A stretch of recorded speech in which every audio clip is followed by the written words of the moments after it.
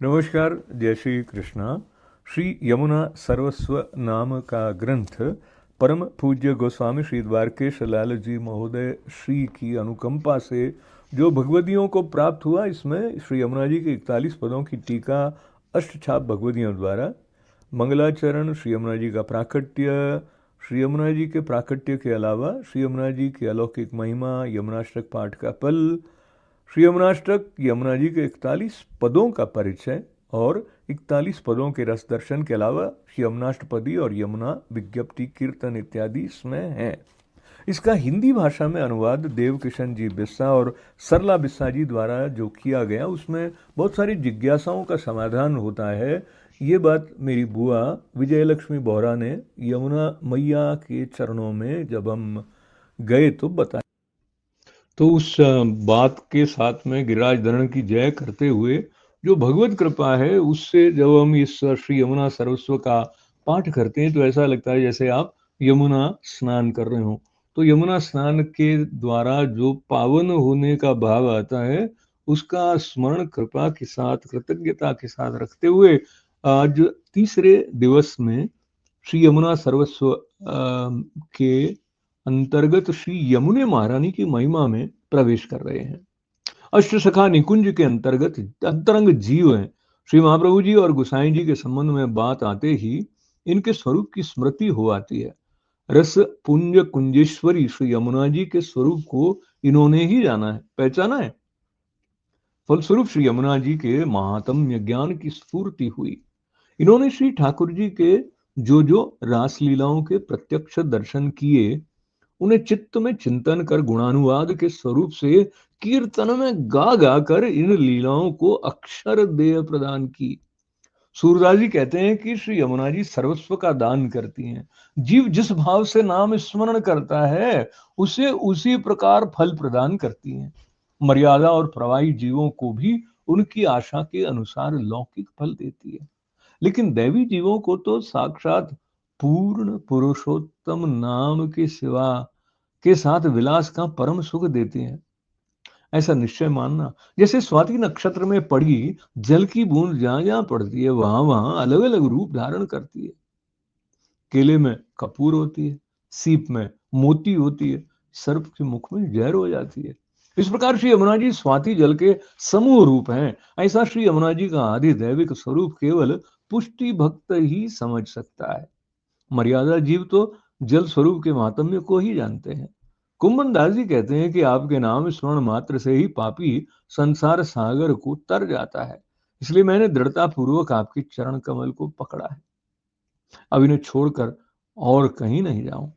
हे श्री यमुने, मैं आपकी इतनी कृपा चाहता हूं कि श्री गोवर्धन धर का मनोहर मुख निरखता इस रस स्वरूप में ऐसा तल्लीन हो जाऊं कि नेत्र की पलक भी लगे नहीं।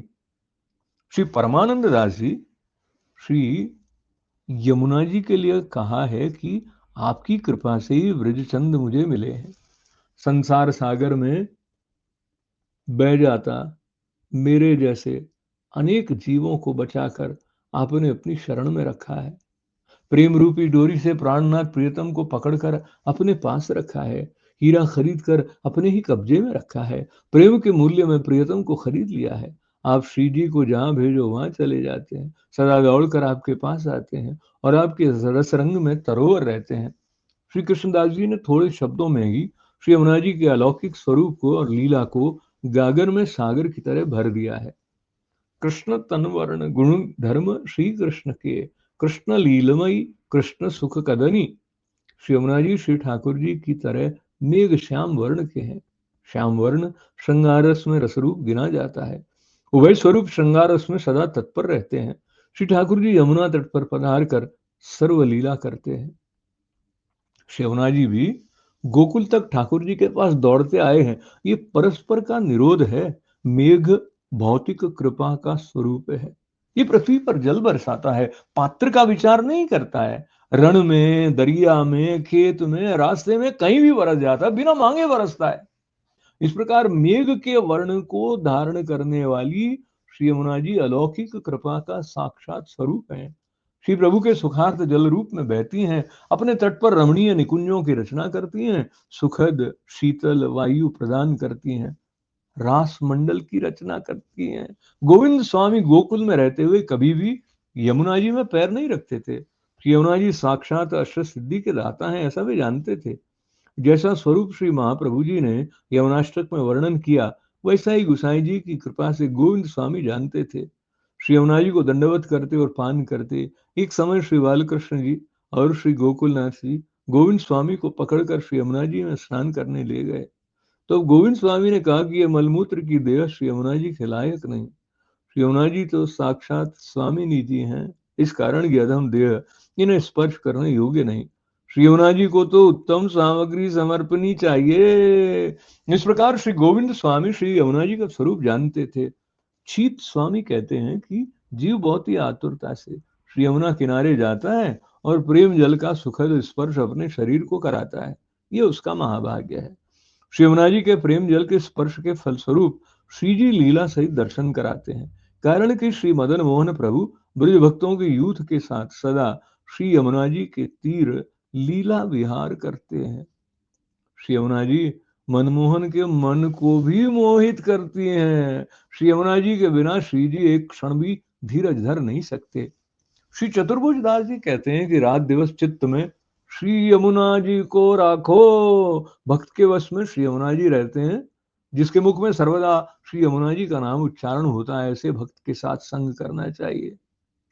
ऐसा श्री यमुना जी का नाम असाधारण है। इस प्रकार चतुर्भुज दास जी सभी को कहते हैं कि यमुना जी के नाम का उच्चारण करते रहो। नंददास जी कहते हैं कि अपने जीव पर असीम कृपा करने श्री यमुना जी गौलोक धाम छोड़कर भूतल पर पधारे।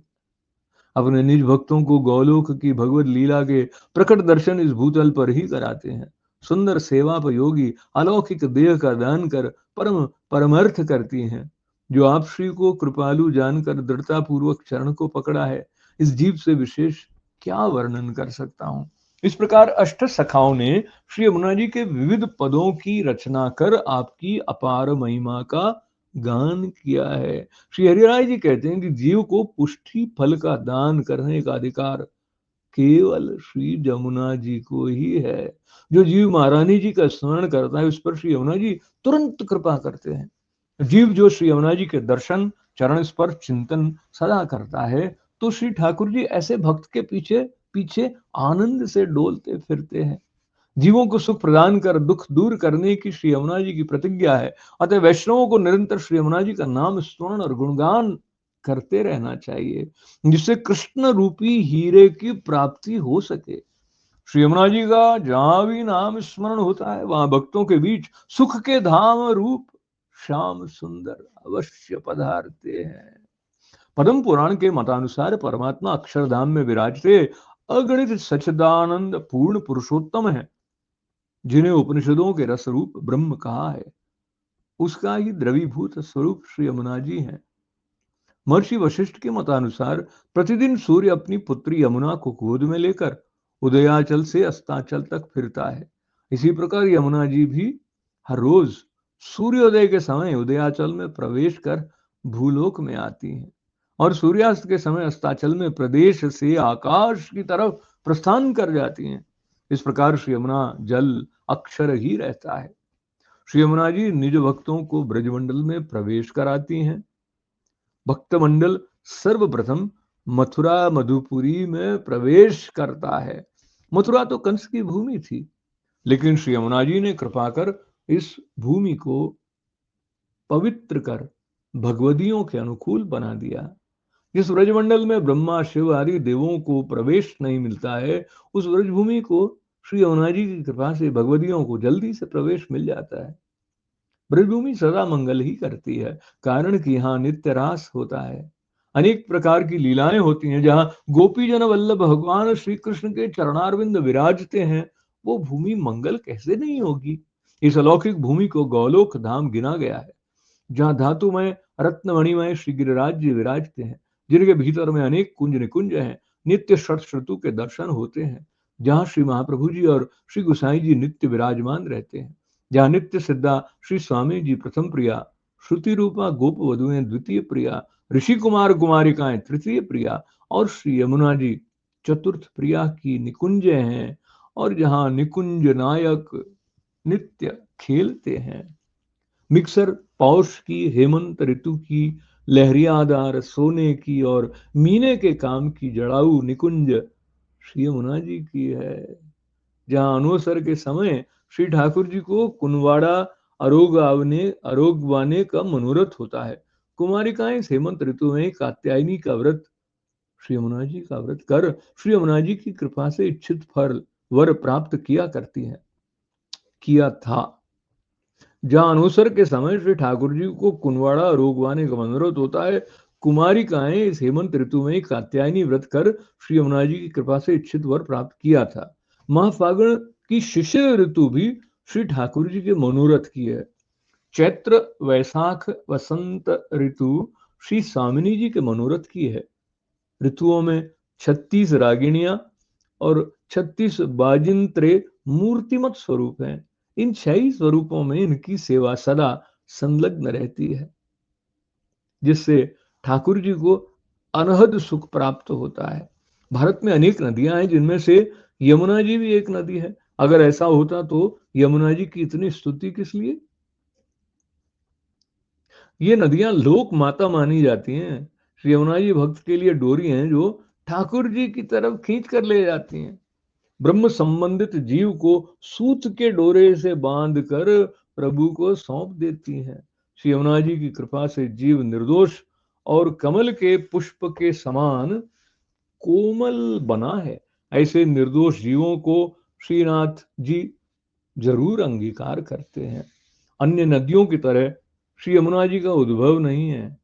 इसमें अन्य नदियों की तरह प्रवाह देखने को मिलता है, फिर भी इसकी महत्व में कोई न्यूनता नहीं है। श्री यमुना जी में पंचामृत की भावना।